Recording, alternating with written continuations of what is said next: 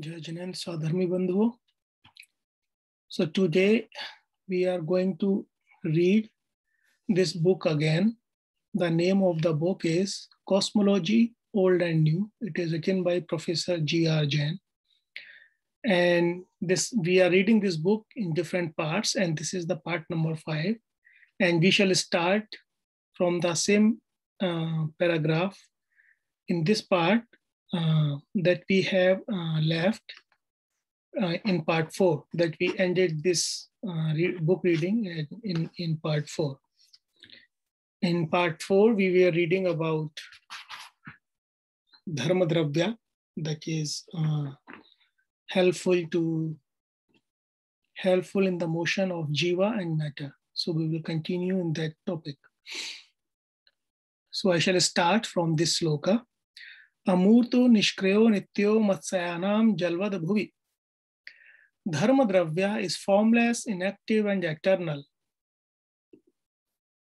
It behaves like water towards the fish in the world. Some people think that the advent of the theory of relativity, the ether,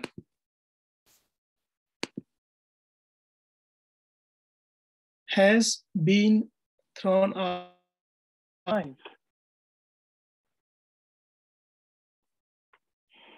They should carefully note what the great exponent of relativity, Professor Eddington, has to say on this point. This does not mean that the ether is abolished. We need an ether. Thus, it is proved that science and Jain physics agree absolutely in so far as they call dharma non-material, non-atomic, non-discrete, continuous, coextensive with space, indivisible, and a necessary medium for motion, and one which does not itself move. Okay, so before reading further, let me share my point of view on this. Science has evolved a lot, and it has to be evolved a lot. And what science has discovered till now is that the universe is expanding. The universe is in expansion form. And science also knows that the gravitational force of massive body should attract these two bodies towards each other. So the question here is, what caused these massive bodies are moving apart from each other? Because if it is just gravitational force, and gravitational force is pretty large when the masses of the bodies are large. So despite the fact they should come together, they are moving away from each other. So how it is happening? And to explain these phenomena, scientists have hypothesized the presence of dark matter or dark energy. Until now, the dark matter is not detected yet. We don't know what is it. It is a hypothesis, and we are still working. Scientists are still working for its discovery to find out what is it. What is it? But here, as we can see, we have already seen in our previous parts that Dharma Dravya is a thing or entity out of 6 entities. It is one of the 6 entities that is hypothesized by Jaina thinkers, is responsible for the motion. Not responsible, it helps in the motion. So it could be a quite possibility if we consider ether as formless, inactive, and eternal. It has no material bounding. It has no material component. It is non-material, non-atomic, non-discrete. Here it is described. Continuous, coextensive with space, indivisible, and a necessary medium for motion. it is quite possible that we find something like this as a dark matter. And we may found, I'm using this word may, we don't know yet. So what we can see here that the Jaina thinkers or Jaina acharyas have already asked those questions. I mean, in that much of, well, Jainism is prehistoric way of living life. It's not religion. We should not confuse Jain as a religion. Jain is a philosophy. Jaina philosophy, we call it Jaina philosophy. It's a way of living life. It's eternal. It was there. It is there because it talks about the eternal laws of universe, like karma, karmavad, and all this cosmology. So they were thinking these all things in that time where it was difficult to have electricity, and there was no electricity. I mean, the science was not that much of, it was not that much evolved as we have now. So it's quite possible that the ether which can be like dharma or dark matter, we don't know yet. We will see with time. Science will answer all these questions. The science, well, in the last, science is developing tools to find out these all, to answer all these questions. Now, adharma.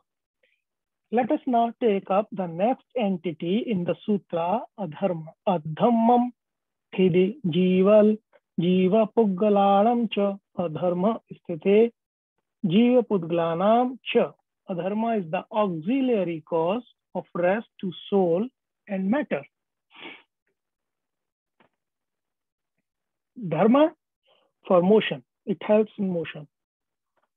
Adharma is the cause of rest of soul and matter. Soul is jiva. Okay. Sthiti parinaminam jiva pudgalanam sthityupagrahe kartavye adharmasthikaya. The principle which guarantees the permanence of world structure is called adharma. From dravya samagraha we have Thana judana adhammo puggal jivan thana sahayari chaya ja pahiyanam gacchantadeva sodharai. Adharma dravya assists the staying of soul and matter, which are stationary, just as the shade of a tree helps the staying of the travelers. But adharma does not stay those which are moving. Chayeva dharma taptanam ashwadinami vakshiti dravyanam udgala dinam adharma sthiti karanam. Adharma is the cause of rest of various substances, just as the shade of a tree is the cause of staying of persons heated by solar rays, or as the earth is the cause of staying of creatures like horses. Dravyanam pudgala dinam dharma sthati karanam loke bhivyapakatva dharmavata. Adharma is the cause of rest of matter and other substances. Adharma, like dharma, pervades all universe, lokakasa, and has other characteristics similar to dharma. Nityomurta kriyahinaschayeva pathikagni nama. That is, adharma, like dharma, is without form, inactive, and eternal. It is the auxiliary cause of rest to soul and matter, as is the shade of a tree, the auxiliary cause of rest for the travelers. From Panchastika we have Jahavadi dhamma davvam tam janeva davvam madham makham thidikiriya juttalam karanabhutam tu puraviva. The nature of adharma dravya is fundamentally the same as the dharma, but As the earth is the resting place of objects, so the presence of a dharma dravya an indispensable condition for the rest of things in motion, whether they are animate or inanimate. Also from Shwetambar Sutra Vyakhya Pranjanpati we read, Adhamathikayanam bhante jivanam kim pavattate. Goema. Adhamathikayanam jivanam than visirna tuyatha na manas ya egatya bhav. Karanata je yavanne tapagara thira bhava savyete adhamathikaye pavattanti. Than lakhanenam adhamathikaye. This expresses the same conception of adharma as in the Digambara version. To summarize, adharma dravya is a non-living, formless, inactive, continuous medium without which equilibrium in the universe would have been impossible. In the absence of which the souls and the atoms would have become scattered in infinite space. That is called adharma by Jainacharyas. It is the binding force which is responsible for a stable universe. Without it, there would be chaos and no cosmos. In the words of Professor A. Chakravarti, the Jain thinkers pertinently ask the question why the atoms should be kept together constituting the world of Mahaskandha. Why should they not get dissipated throughout Anantakasa or infinite space? Then there would be no world. The very fact that the structure of the world is permanent, that the world is a cosmos and not a chaos, implies the existence of another principle which guarantees the permanency of world's structure and world form. This principle has the function of binding the flying atoms to the world's center. Its function is then distinctly inhibitive to arrest the flying atoms. This physical principle is called adharma or rest. So here it's very impressive that at that time, the acharyas had the knowledge about the atoms because they were asking questions, what is the bonding force in the molecules of atoms? So of course, to ask that question, they must know what atom is. How otherwise how they will ask this question? It is quite impressive. I mean, now everything is available on internet. We can search things and we know, and now we can connect different discoveries and we can search about different discoveries. We know things because we are well connected. But at that time, even 50 kilometers, 100 kilometers were not so well connected. So it's really impressive that acharyas, they were sitting, just closing their eyes, meditating, asking these questions, answering by themselves. It is really impressive.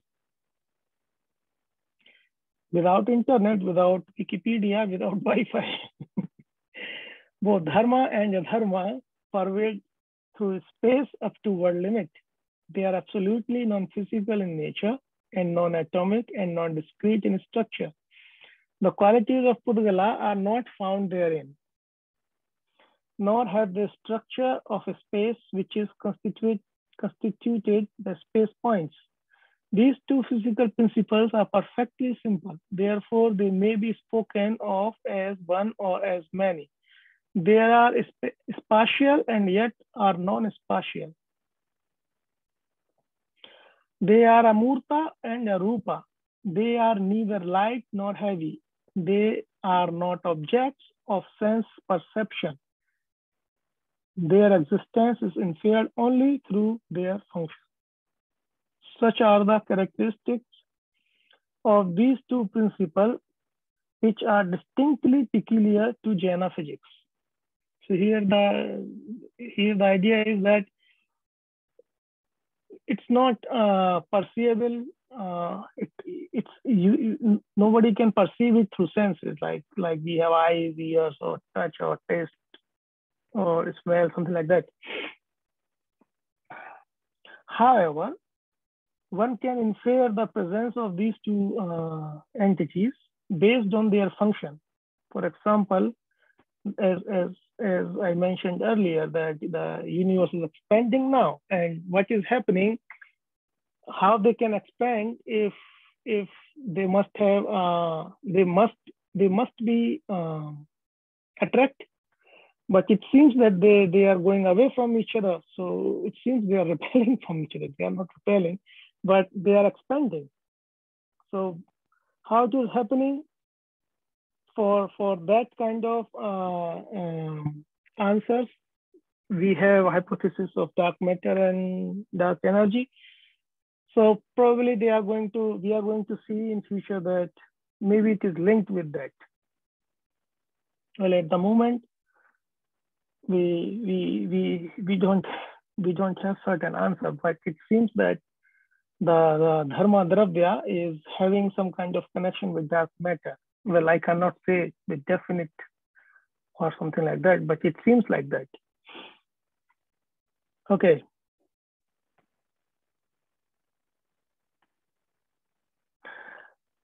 It is a fact worthy of notice that although all Indian philosophies have devoted very great pains to the theories of world evolution, none of them but the Jains could think of these vital principles of motion and rest without which the stable world structure is not possible. Let us now try to investigate the modern scientific equivalent of principle of adharma, as we have proved in the foregoing pages, the luminiferous ether to be the equivalent of dharma dravya. Apparently, the cementing force in the world is what science calls gravitation. Although the law of gravitation has been styled the most extensive generalization to which the human intellect has ever attained, Isaac Newton, the discoverer of the law, did not quite understand it. In his letter to Bentley, Newton wrote, "You sometimes speak of gravity as essential and inherent to matter. Pray, do not ascribe that notion to me.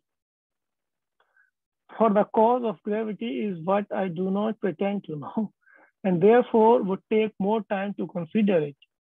Gravity must be caused by some agent acting constantly according to certain laws, but this agent, be material or non-material, I have left to the consideration of my readers." Well, Newton at that time didn't know if it was material or non-material. It is worthy to note that Newton himself hit at the truth when he suspected that the real cause of gravitation may be a non-material agency. In the foregoing pages, we have pointed out clearly that Jain metaphysics regards the medium of rest, the gravitation, as non-material. We shall presently see that the Einsteinian view of gravitation regards the cause of gravitation as passive and non-material, amurta kriyahina. The Newtonian view of gravitation can be gathered from the following considerations. All bodies with which we are acquainted when raised into the air and quietly abandoned descend to Earth's surface. They are to by a force or effort which, although it is beyond our power to trace, we call gravity. According to the law of gravitation, every particle of matter pulls every other particle directly as the product of their masses and inversely as the square of the distance between them. That is, the heavier the bodies are, the greater is the mutual force of attraction between them and greater the separation. The smaller is the force of attraction. If the distance between them is doubled, the force of attraction would become 1/4. If the distance is trebled, the force would become 1/9, and so on. It was genius of Newton to extend the law of gravitation from the Earth to the heavenly bodies. He came early to suspect that the force which keeps the moon in her orbit is none other than the power of attraction of the Earth. After years of waiting, trying and experimenting, he proved mathematically the truth of his conviction. Leopold Infield says, Newtonian was the first to appreciate that fall of bodies, the motion of the moon round the earth, the motion of planets relative to the sun are all governed by a single general law of gravitation. All bodies mutually attract each other. Take a single case, that of two homogeneous spheres. The law of gravitation tells us direction of the attraction between these spheres and what physical factors determine its force. The direction,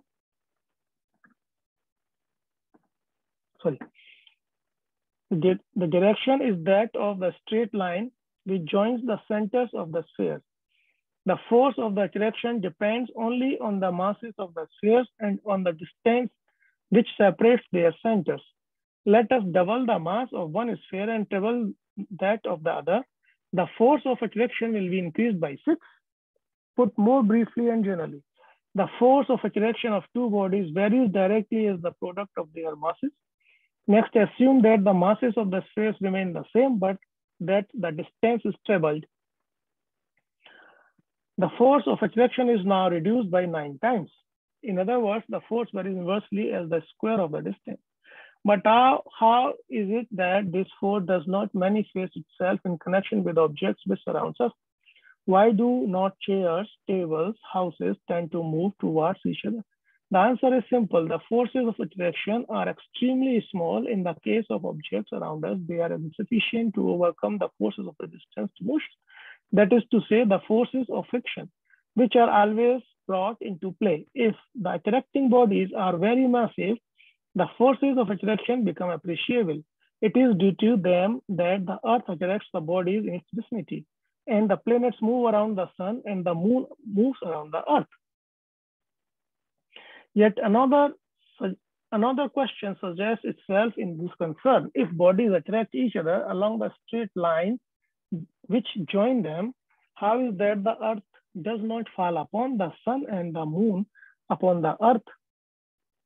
The principles of Newtonian dynamics apply the answer to this question. The direction of motion is not that of direction of the force. When a stone drops freely from a height, it falls vertically towards the Earth's center. A projectile discharged from a heavy gun, however, describes a parabola, although here too, the force of gravitation acting upon it is towards the center. If we could impart to the projectiles sufficiently great velocity, we could make them move round the Earth as does the moon. Newton extended the concept of gravitation to molecules and atoms also.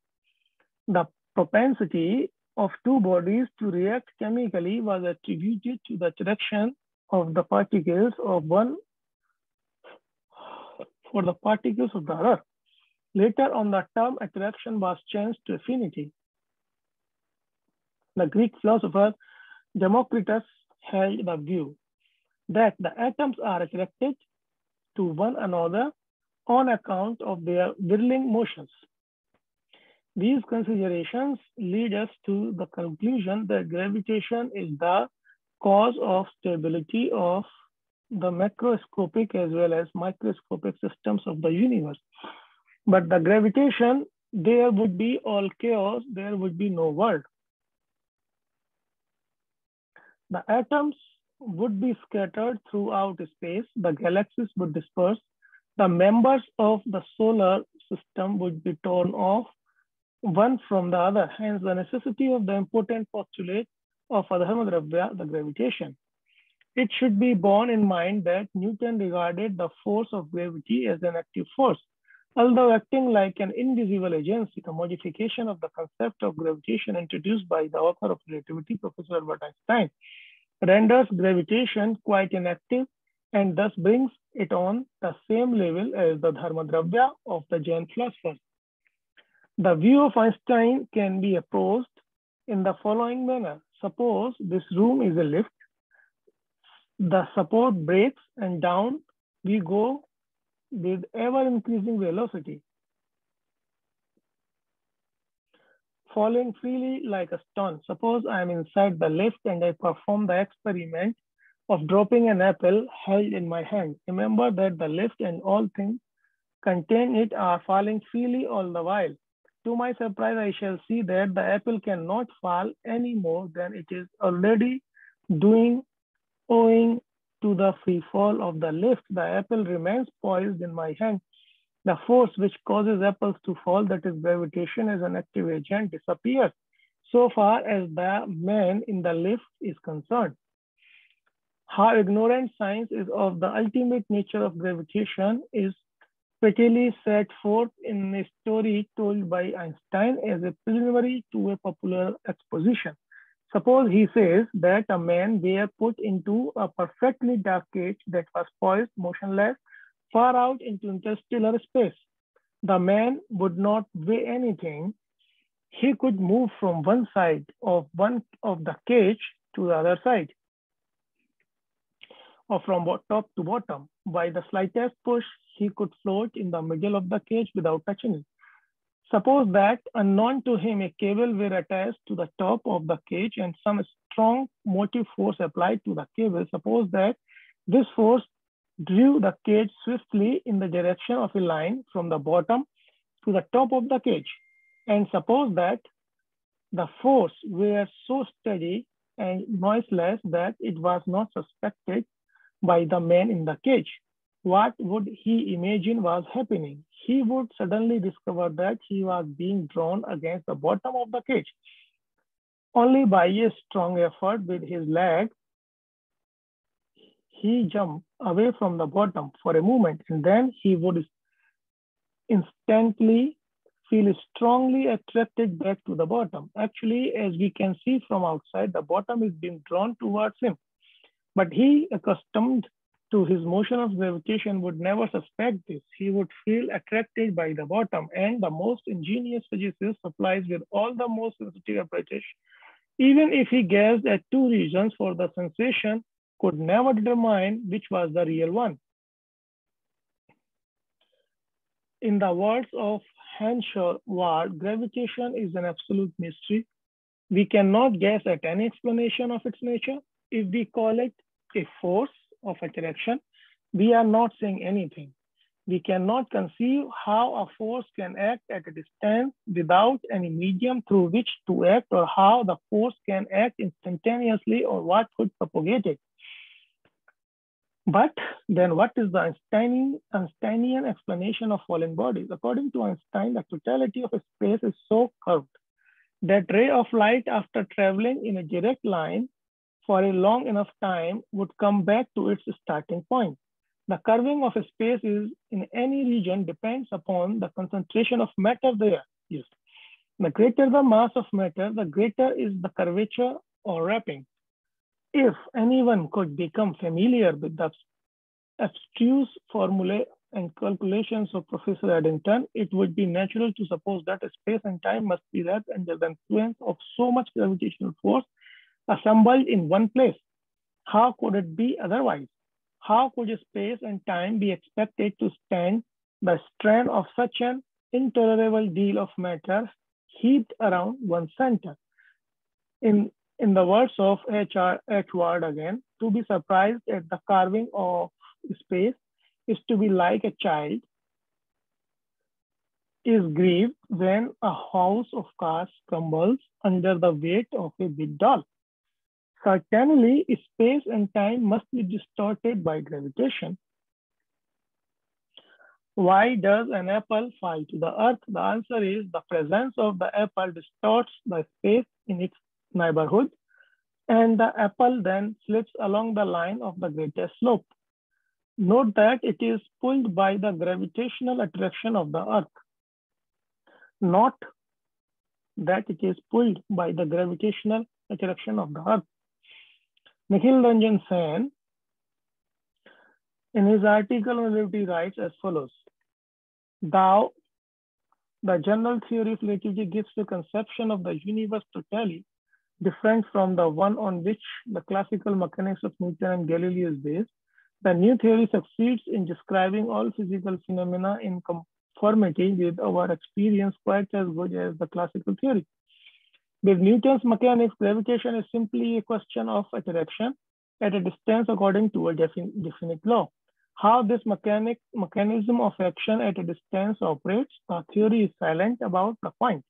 Einstein's theory discards the idea of action at a distance and shifts the entire consideration to a totally different ground. The cause of interaction between bodies, according to the new theory, is to be sought in the peculiar nature of a space which surrounds the body.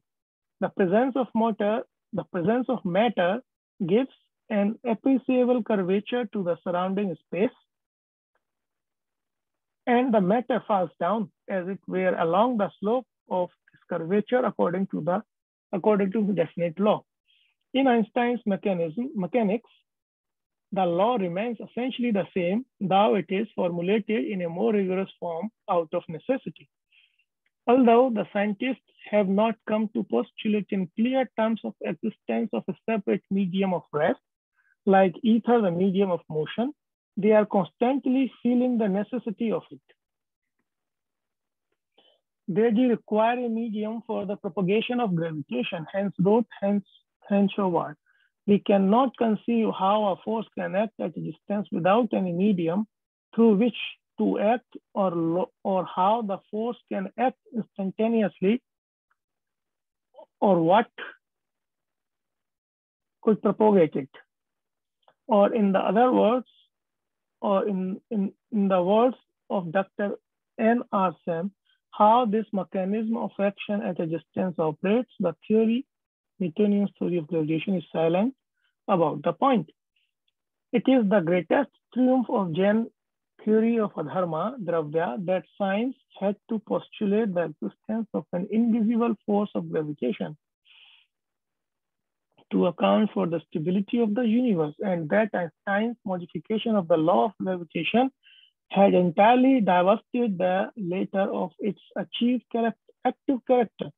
Gravitation is now regarded as an auxiliary cause and not an active puller, so that its character is now brought in exact conformity with the Jain view. Sthiti Parinaminam Jiva Pudgalanam Sthitupagраhe Kartavye Adharmastikaya.